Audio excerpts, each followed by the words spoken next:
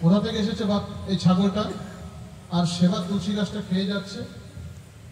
যখনই বলেছে ভক্তরা মনে মনে চিন্তা করছে, হায় সর্বনাশ, আমাদের প্রশ্নটাই উল্টো হয়ে গেছে। বৈষ্ণবের কাছে কিভাবে সাধন ভজন হবে, কি করে সাধন ভজনে অগ্রসর হতে পারবো, কিভাবে গুরু কৃপা হবে, কিভাবে ভজন সাধনের পথ শুরু করতে হয়, এগুলো চাইতে হয়, এগুলো দর্শন করতে হয়। তো আমরা চেয়েছি কি কিছু সিদ্ধাই দেখান। পিছনের ভক্তরা উঠে উঠে পালাচ্ছে, বলছে এখন তো বাবা মাটিতে দিয়েছে, এরপরে দেবে পিঠে, আর মাটিতে করবে না। বলো সিদ্ধ বাবা কি জয়। সিদ্ধ বাবা নবদ্বীপে বসে আছেন, আর রাধা কুণ্ডে ব্যাস ঘেরাতে তুলসী গাছটা ছাগলে খেয়ে যাচ্ছে, তাকে তাড়াচ্ছে। তাকে তিনি তাড়াচ্ছেন নবদ্বীপে বসে। কেমন মহাত্মা, কেমন সাধু, কেমন সাধু তিনি, যিনি রাধা কুণ্ডে ছাগলকে তাড়াচ্ছেন বৃন্দাবনে বসে। তো বাবা বলছে তোমরা ভয় পেও না, তোমাদেরকে মারবো না, যাকে মারা তাকে তো মেরে দিয়েছি। যে কাকে মারলেন বাবা? তো ছাগলটাকে মারলাম। কেন বাবা? বলছে তুলসী গাছটা খেয়ে গেল। কোথায়? বৃন্দাবনে রাধা কুণ্ডে ব্যাস ঘেরাতে। তো আমি তো সে পশু, আমার কি বিশ্বাস হবে? তো কিছু কিছু ভক্ত তারা বিশ্বাস করতে পারছে না। বাবা তো মনে মনে চিন্তা করছে, যাওয়ারটা কিছু হলো, তাও এরা মনে মেনে নিতে পারছে না। তখন তার ফোন ছিল না, 150 বছর আগে। তো বাবাজি মহারাজের সামনেই একজন ছিল জমিদার নবদ্বীপে, তিনি মথুরাতে টেলিগ্রাফ করালেন। তখন ছিল টেলিগ্রাফ, করে উত্তর দিতে প্রশ্ন আসতো। প্রতি উত্তর এসেছে না, কিছুক্ষণ আগে কোন একটা পশু ছাগল গাছটাকে মুড়িয়ে খেয়েছে এবং তার গায়ের কষগুলো বেরোচ্ছে। সমস্ত ভক্তরা অবাক, এটাও কি সম্ভব এই কলিযুগে, যিনি এইখান থেকে বৃন্দাবনের রাধাকুণ্ডের ছাগলকে তাড়ায়। বলো সিদ্ধ জগন্নাথ দেবজি মহারাজ কি, শ্রী যুগল সরকার কি, প্রিয়া প্রীতম কি। শুধু ছাগলকে তিনি তাড়াননি, বনের পশু পাখিকে তিনি এমনভাবে কৃপা করেছেন। বিহার ঝাড়খণ্ড জঙ্গল, বৃন্দাবনে যেতে হলে বিহার রাজ্যের উপর দিয়ে যেতে হবে, এবং ঝাড়খণ্ড জঙ্গলের মধ্যে দিয়েই পাহাড়ের ভেতর কেটে ট্রেন লাইনের ব্যবস্থা, পায়ে হাঁটার ব্যবস্থা, গাড়ির ব্যবস্থা, সব রকম ব্যবস্থা বিহার ঝাড়খণ্ড জঙ্গলের মধ্যে দিয়ে। তো বাবাজি মহারাজ যখন বৃন্দাবন থেকে নবদ্বীপে আসছেন, বনের পশু পাখিরা বাবাকে দর্শন করবে বলে তার জঙ্গল থেকে সমস্ত পশু পাখিরা এসে রাস্তায় বসে আছে। বৈষ্ণব বনের পশু পাখিরা মনে অনুভব হয়েছেন, আমরা সিদ্ধ বাবাকে দর্শন করে তার কৃপা পাবো, তার চরণে ধুলি পাবো। কিভাবে আসছেন বাবা? মাথায় বসে আসছেন। বিহারী দাস তার প্রধান শিষ্য, তিনি বাংলা বোঝেন না, বাংলা বলতেও পারেন না, হিন্দি ভাষা বলেন, বাবা বুঝতে পারেন, সেইভাবে তিনি চলছেন। ঝুড়ির উপরে বসে আছেন সিদ্ধ বাবা, আর বাবার চোখের পলক সর্বক্ষণ বন্ধ। 100 বছর বৃন্দাবন ধাম থাকার পরে তিনি নবদ্বীপ ধামে চলছেন, উদ্দেশ্যে বৃন্দাবন ধাম ত্যাগ করে নবদ্বীপ ধামে। তো বাবার চোখের পলক বন্ধ, তিনি বুঝতে পারছেন বিহারী ভয় পাচ্ছে। কাদের দেখে? বনের পশু পাখি দেখে। এত বড় বড় হিংস্র পশু পাখি, বাঘ, ভাল্লুক, সমস্ত পশু পাখি এসে তাকে দর্শন করছে। আর বিহারী মনে মনে চিন্তা করছে, এরা মনে আমাদের এক্ষুনি ঝাপটি মেরে দুজনকে খেয়ে নেবে। বাবা বলছেন তোমরা ভয় পেও না বিহারী, তুমি ভয় পেও না, এরা মহাপ্রভুর ভক্ত, বৈষ্ণব দর্শন করবে বলে, ভক্ত দর্শন করবে বলে জঙ্গল থেকে রাস্তায় এসে বসে আছে। জঙ্গল থেকে রাস্তায় এসে বসে আছে। তো বিহারীকে যখন প্রত্যুত্তর শুনতে পেলেন, বিহারী দাস চলছেন। অনেক ভক্ত আছে না, যে ভক্তের চরণে স্পর্শ করে একটু প্রণাম করার ইচ্ছা থাকে, তো বলেন বাবা একটুখানি চরণে স্পর্শ করবো, যদি আপনি অনুমতি দেন। তো মনের পশু পাখিদের মনের বাসনা যে তাদের সিদ্ধ বাবার চরণ একটু স্পর্শ নেবে। বাবা তো চোখে দেখেন না, বয়স বৃদ্ধ হয়ে গেছে। তো বাবা কি করেছেন, বনের পশু পাখির মনের ভাব বুঝতে পেরে চরণ দুটো বিহারীর মাথার উপরে সামনে ঝুলিয়ে দিয়েছে। চরণটা বিহারীর মাথায় ঝুলছে, সামনে ঝুলছে, গায়ে স্পর্শ হচ্ছে, আর বিহারীর মাধ্যমে কারেন্ট মাটিতে যাচ্ছে। যদি কাউকে শর্ট লাগে, যে যদি কেউ খালি হাতে ছাড়াতে যায় তারও ততটাই লাগবে। এইভাবে পরপর যত জনের লাগবে, যতজন স্পর্শিত হবে ততজনেরই লাগবে। বিহারী বাবা মনে মনে চিন্তা করছে, বাবা এতক্ষণ তো উপরেই বসেছিল, পা দুটো আবার কেন গায়ের উপরে দিল? ভক্ত বাঞ্ছা কল্পতরু, বৈষ্ণব ভক্ত বাঞ্ছা, ভক্তের মনের বাসনা বুঝতে পেরে, বনের পশু পাখির মনের বাসনা বুঝতে পেরে তিনি চরণ দুটো বিহারীর গায়ে স্পর্শ করে দিয়েছেন। বিহারীর গায়ে চরণ স্পর্শ মাত্রেই বনের পশু পাখি উদ্দান্ড নৃত্য চলছে। আমরা আজকে ধন্য, বাবার চরণ পেলাম না, কিন্তু বাবার চরণ স্পর্শিত বিহারীর চরণ পেয়ে আমরা আজকে ধন্যাতি ধন্য। নৃত্য করছে, বনের পশু পাখি নৃত্য করছে। সিদ্ধ বাবার জীবনীতে ভক্তমাল চরিত্রে এখনো দিব্য বিরাজমান।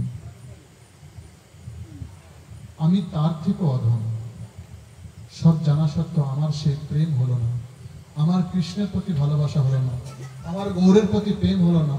হ্যাঁ গৌর একবার আমি দিনান্তে বললাম না, তাহলে আমার কি হবে? মহাপ্রভু বলছেন, যে দিনান্তে একবার আমার নেয় নাম, তার হই আমি আর সে হয় আমার। দিনান্তে যে নয় একবার আমার নাম, সে হয় আমার আর আমি হই তার। রায়রানন্দ প্রভুকে জিজ্ঞেস করছে, প্রভু বৈষ্ণব কি করে চিনিব? শুধু কি তিলক মালা করলেই তাদেরকে বৈষ্ণব বলে তাদেরকে প্রীতি আপ্যায়ন করবো? মহাপ্রভু সব তুলে দিলেন। যার মুখে শুনিবে একবার কৃষ্ণ নাম, জানিও বৈষ্ণব প্রধান। যার মুখে শুনিবে একবার কৃষ্ণ নাম। তাই সিদ্ধ জগন্নাথ বাবা বনের পশু পাখিকে কৃপা করার জন্য তিনি বিহারীকে স্পর্শ করে দিলেন তার চরণ, আর বনের পশু পাখি সেই চরণ পেয়ে, বিহারী চরণ পেয়ে তারা আনন্দিত। বলো সিদ্ধ জগন্নাথ দেবজি মহারাজ কি জয়, সিদ্ধ বাবা কি জয়, শ্রী রাধা রানী কি জয়। গুরু কৃপা হি কেবলম। সিদ্ধ বাবা কৃপা তার শিষ্যের প্রতি, ভক্তের প্রতি এমন ছিল, তৎকালীন সময় কোনো ভক্ত বাবাকে দর্শন, বিশেষ করে মায়েরা দূর থেকে, মন্দিরের বাইরে দূর থেকে প্রণাম করে চলে যেতেন। তখন এতটাই নিয়ম ছিল। বিহারী বলছে,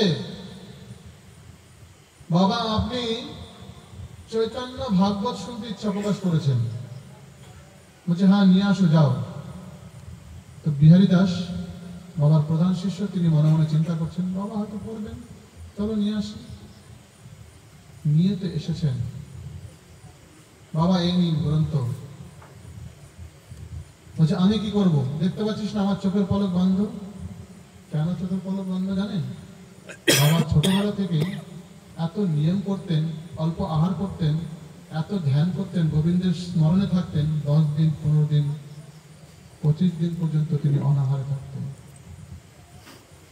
যাদের প্রেম হয়ে যাবে, যখন আমরা জড়জগতের যে ভালোবাসা হয়, প্রীতি ভালোবাসা, স্বামী স্ত্রী ভালোবাসা, ছেলে মেয়ের যে ভালোবাসা, বাপ মার কি হয়েছে কি হবে তার জন্য চিন্তা করে না, কিন্তু হয় না তখন আমি তাকে ভালোবাসি। যদি অর্থ না থাকে, চৌকা একটা আছে, ভালোবাসা বাসা পর্যন্ত পৌঁছায় না, তার আগেই কেটে যায়। যে তোমার ছোটবেলা থেকে মানুষ করলো, তোমার ভবিষ্যৎ তৈরি করবে বলে, আর তার কথা একবার আমার মনে পড়লো না, সেই ভালোবাসা টিকসই হতে পারে? কেউ কাউকে ব্যথা দিয়ে কখনো বড় হতে পারে না। যদি পিতামাতা ব্যথা পায়, কোনোদিন সংসার সুখের হতে পারে না। বলো শ্রী রাধা রানী কি জয়, সিদ্ধ জগন্নাথ বাবাজি মহারাজ কি জয়। তো বাবাজি মহারাজ বিহারীকে বলছে, বিহারী তুমি জানো না আমার চোখের পলক সবসময় বন্ধ থাকে, অল্প বয়সে আমি চোখে দেখতে পাই না। বাবাকে যখন বিহারীদাস চোখের পলক তুলে ধরতেন, বাবার সেবেতে বিগ্রহ নবদ্বীপে আছে, গিরিধারী এবং গৌরগোপাল। সিদ্ধ জগন্নাথ দাস বাবাজি মহারাজের ছিল সেবা নিষ্ঠা। তিনি গৌরগোপাল এবং গিরিধারী চরণে যতক্ষণ ফুল তুলসী না দিতেন তিনি অন্ন আহার করতেন না, কোনো প্রসাদ গ্রহণ করতেন না। সিদ্ধ শ্রী গৌরকিশোর দাস বাবাজি মহারাজ, সিদ্ধ শ্রী গৌরকিশোর দাস বাবাজি মহারাজ ছিল নাম ব্রহ্মনিষ্ঠা। যতক্ষণ তিনি নামের সেবা না করতেন তিনি কোনো প্রসাদ আহার করতেন না। তো বিহারীকে বলছে, বিহারী তুমি জানো না আমার চোখের পলক সবসময় বন্ধ থাকে, আমি কি করে গ্রন্থ পড়ব, তুমি পড়ো। এক তো বিহারী যাতে মানে বাংলা সে বলতেও পারে না, বাংলা সে পড়তেও পারে না।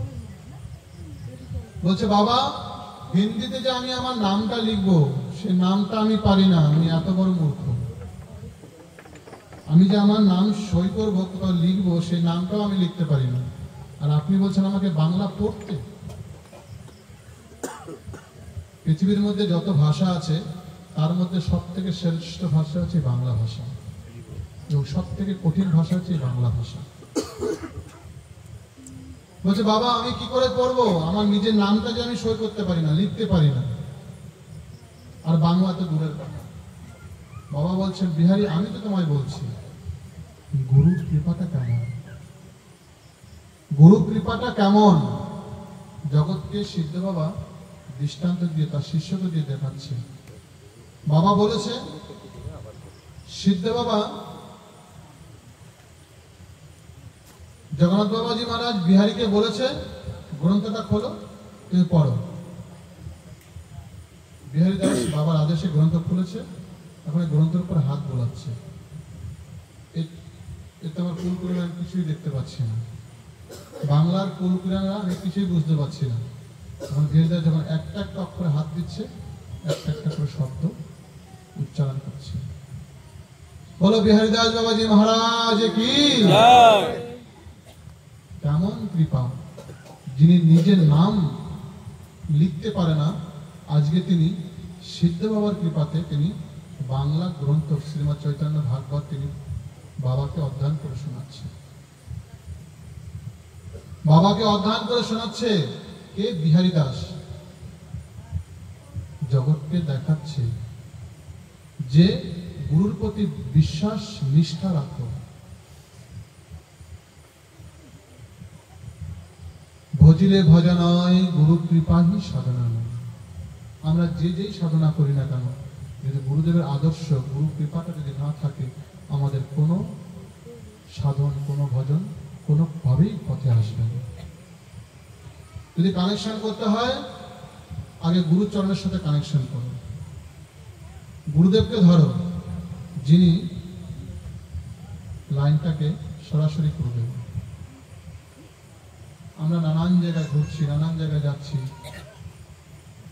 কিন্তু আসল জায়গায় আমাদের সব কথা। বলো শ্রী রাধা রানী কি জয়।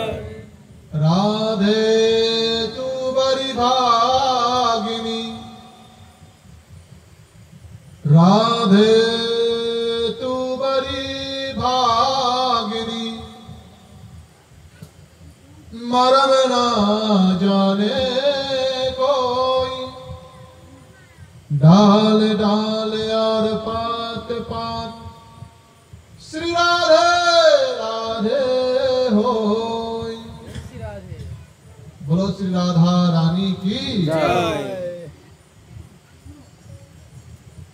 अपने वाणी में अमृति मोल, ये बोल बड़े अनमोल, और रसना राधे राधे बोल, रसना राधे राधे बोल, ये बोल बड़े अनमोल, ये बोल बड़े अनमोल,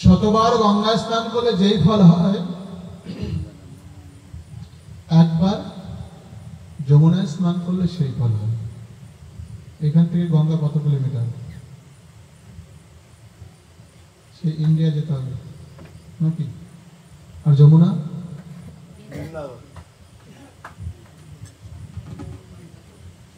তাহলে এই গঙ্গা গঙ্গা বলে যদি আমরা জলের, আমরা যে এখানে স্নান করি, সমস্ত তীর্থকে সে বালতির মধ্যে আহ্বান করলেও তাদের কৃপাটা পাওয়া যায়। কিভাবে করতে হয়, কিভাবে আহ্বান করতে হয়, কিভাবে নিবেদন করতে হয়, আর কিভাবে স্নান করতে হয়, গুরুমুখ পদ্ম বাক্য। শতবার যদি গঙ্গায় স্নান করি, আমাদের হয়েছে কিনা, তা কেউ করতে পেরেছি কিনা, যদি ওই নিয়মে করি তাহলে প্রতিদিন আমাদের গঙ্গায় স্নান হবে, যমুনায় স্নান হবে, সর্বতীর্থে স্নান হবে। আর একবার যদি যমুনায় স্নান করি সেই ফল। যারা গঙ্গার কাছাকাছি আছে, যারা গঙ্গার তীরে আছে, তারা কত ভাগ্যবান। আর যারা যমুনার পাড়ে আছে তারা কত ভাগ্যবান, নিত্য যমুনায় স্নান করছে। যমুনা কে? যমুনা সূর্যের পুত্রী আর যমে বোন। চার ধামে গঙ্গোত্রী, যমুনোত্রী, কেদারনাথ, বদ্রীনাথ। উত্তরাখণ্ডের চার ধাম, হরিদ্বার ধাম থেকে ঋষিকেশ ধাম পার করে শুধু উত্তরে যেতে হয় 3000 কিলোমিটার উপরে। সেইখানে আছে যমুনা মায়ের সাক্ষাৎ প্রকটস্থল, যার জলে, যার কুণ্ডে গামছায় করে, শাড়ির আঁচলে করে যদি চাল দেওয়া হয়, ভাত মানে অন্ন হয়ে প্রসাদ পাওয়া যায়। টকবক টকবক করে ফুটছে সেই জল, এত বরফের গরম, দিব্যভূমি, তাই বলা হয় উত্তরাখণ্ড দেবভূমি। পাশেই আছে আবার শীতল জল। এই যে ভক্তরা দর্শন করতে যায় পায়ে হেঁটে 7 কিলোমিটার 9 কিলোমিটার পথ, যখন এই হেঁটে গিয়ে মা যমুনায় নিজেকে অভিশপ্ত করে স্নান করা হয়, সমস্ত দেহের ব্যাধি ব্যথা তৎক্ষণাৎ মুছে যায়। বলো যমুনা মাইয়া কি জয়। শতবার যদি যমুনায় স্নান করি আর একবার যদি রাধাকুণ্ডে স্নান হয়, তার ফল সমান হয়। তাই ভক্তরা বারবার যেতে পারে না, যখন যায় শতবার স্নান করে, দুর্দর চিন্তন করে। রাধারানী কি বলছেন? শতবার যদি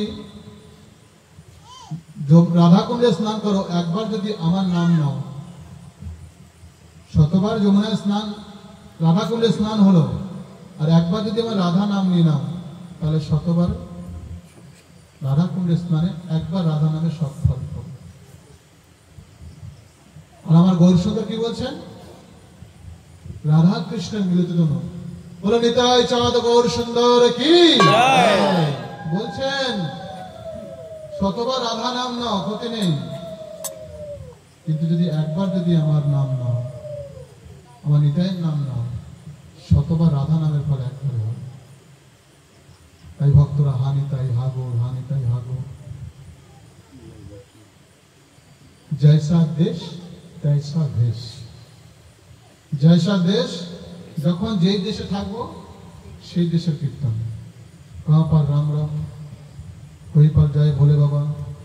काशी विश्वनाथ दादा जय विश्वनाथ, विश्वनाथे काशी विश्वनाथे गेले जय विश्वनाथ, जय विश्वनाथ बाबा, जय भोले बाबा, जय महाकालेश्वर। पाशे आछे अयोध्या धाम, जय श्री राम, जय श्री राम, राम राम बोलছে। তার পাশে আছে বৃন্দাবন মথুরা ধাম, জয় শ্রীকৃষ্ণ, তারা আবার রাধা রাধা বলবেন। मथुराয় जय श्री कृष्ण, जय श्री कृष्ण। और मथुरार বাইরে যাও सब राधे राधे। जैसा देश तैसा देश। যদি নীলাচলে যাওয়া হয় জয় জগন্নাথ, জয় জগন্নাথ। নবদ্বীপে জয় গৌর, জয় নিতাই। তো যখন যেই দেশে থাকা হবে সেই দেশে, যখন যেই ধামে যাব, এই শতবার যদি রাধা নাম নেই আর একবার যদি গৌরের নাম নেই, ঘরে বসে সেই পুণ্য ফল হবে। রাধে রাধে রাধে রাধে রাধে রাধে রাধে রাধে রাধে রাধে রাধে রাধে রাধে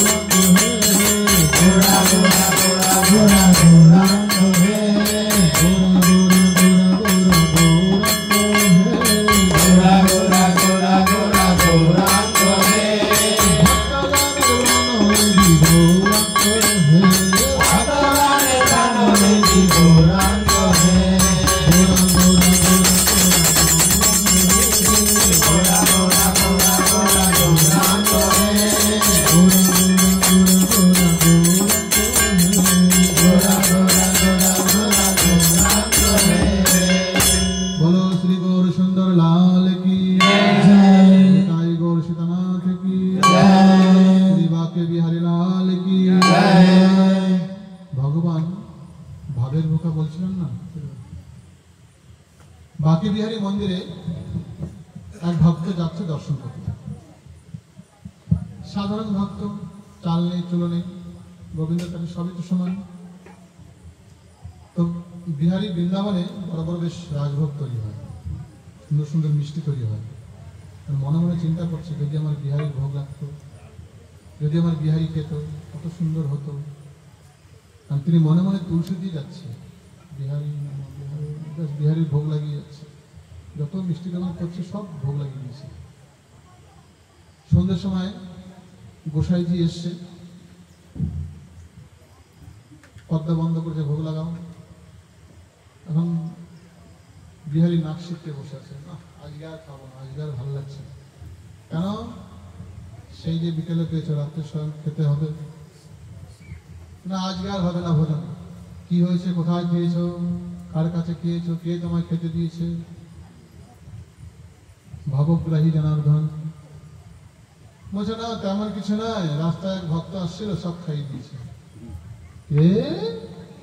রাস্তার ভক্ত? তুমি রাস্তার ভক্ত কাছে খেয়ে এসছো? কি খাওয়ালো? না, রাস্তায় যেতে যেতে আমায় ভোগ লাগিয়েছে, আর আমিও সব টক টক করে খেতে খেতে এসছি।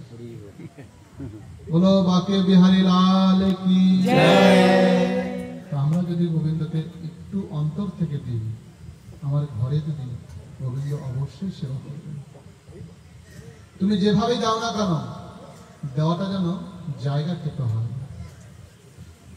ডাকটা যেন হৃদয় থেকে হয়, তাহলেই প্রভু গ্রহণ করবেন। বিহারীর ভোরবেলা খিদে পেয়েছে রাত্রে, পাশে বিহারীর পাশে মিষ্টির লাড্ডুর দোকান। বৃন্দাবনে খুব লাড্ডু পাওয়া যায়, ব্রজে লাড্ডু খুব বিখ্যাত। বৃন্দাবনে যে লাড্ডু তৈরি হয়, ঘি দিয়ে তৈরি হয়, পিওর দেশি ঘি দিয়ে তৈরি হয়, গাওয়া ঘি দিয়ে। তো বয়স বৃদ্ধ বাবা, তো দোকান গুছাতে গুছাতে হিসেব করতে, যদি মিষ্টির দোকানে দোকানদাররা খুব রাত্রি করে দোকান বন্ধ করে।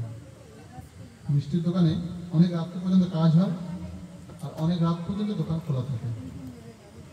সমস্ত দোকান বন্ধ হয়ে গেছে, আমার বিহারী পেয়েছে খিদে, ভোগ লাগবে কোথায়, এখন কাকে ডাকবো, কোথায় যাব?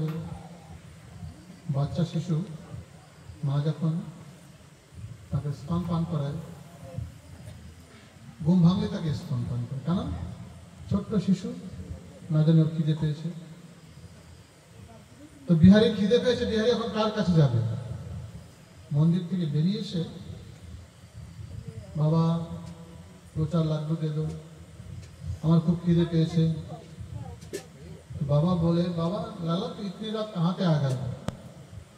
अभी रात को 3 बज रहा है, 2-2:30 बज रहा है, तू कहाँ से पटक कर? तोरे सब कोई नहीं है। बाबा बाद में पूछियो, मुझे भूख लग रहा है, जल्दी खवा दे कुछ ना कुछ। बाबा बोलছে কি খাবি? क्या खाए? बाबा लाडू दे दे।